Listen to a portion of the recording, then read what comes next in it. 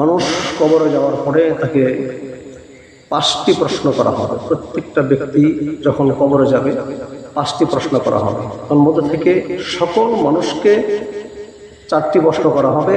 আর যারা মুমিন, যারা এই 4টি প্রশ্নের উত্তর যথাযথ যারা দিতে পারবে, এদেরকে 5টি প্রশ্ন করা হবে।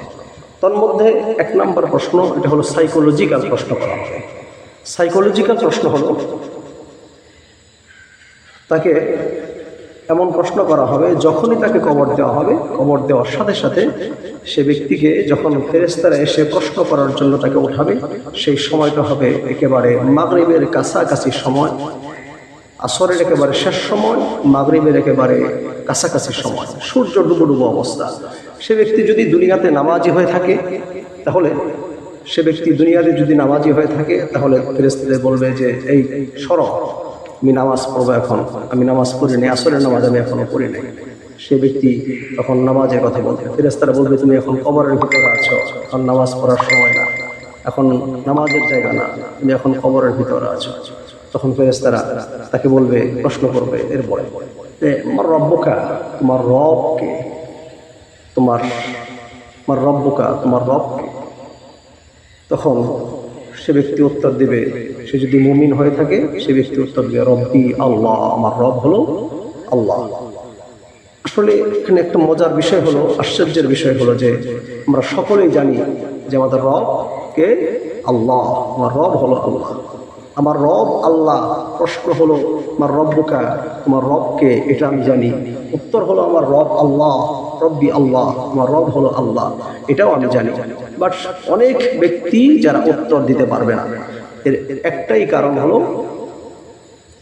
দুনিয়াতে যারা বলেছে আল্লাহকে আল্লাহ বলে স্বীকার যায় নাই, আল্লাহর বিধানগুলো পালন করেনি, নামাজ পড়েনি, রোজা করেনি, আল্লাহর যাবতীয় বিধান পালন করেনি।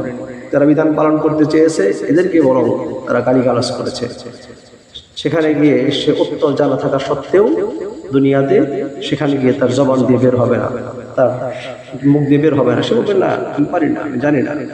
দ্বিতীয় প্রশ্ন হলো, আমার নবীকা, তোমার নবীকে, অথবা রাসূলের ছবি দেখিয়ে বলা হবে, আমান হাদা রজুল, এই ব্যক্তিকে তুমি কি চেনো? তখন সে ব্যক্তি যদি চিনি, হ্যাঁ চিনি না, মানে তিনি হলো আমার লিডার মুহাম্মদ রাসূলুল্লাহ সাল্লাল্লাহু আলাইহি ওয়াসাল্লাম, তিনি হলেন আমার নবী মুহাম্মদ রাসূলুল্লাহ সাল্লাল্লাহু আলাইহি ওয়াসাল্লাম। আর যদি রাসূলের সুন্নাহকে যদি আঁকড়ে না ধরে, রাসূলের আদর্শকে যদি সে গ্রহণ না করে, তখন তার জবান দিয়ে বের হবে না যে উনি আমার নেতা, উনি আমার লিডার মুহাম্মদ রাসূলুল্লাহ, এটা তার জবান দিয়ে বের হবে। লা আদ্রি, আমি জানি না উনি কে, ওনাকে চিনি না। এই জন্য জবান দিয়ে যদি সেখানে আমার প্রশ্নের উত্তরগুলো যদি বের করতে চাই, বা উত্তর যদি যথাযথ দিতে চাই, তাহলে আমাকে রাসূলের আদর্শকে মেনে নিতে হবে, রাসূলের আদর্শকে গ্রহণ করতে হবে, আর রাসূলের সুন্নাহকে আঁকড়ে ধরতে হবে, রাসূলের দেখানো পথ এবং মতকে অনুসরণ করতে হবে। আল্লাহ তাআলা আমাদেরকে তৌফিক দান করুক, আমিন।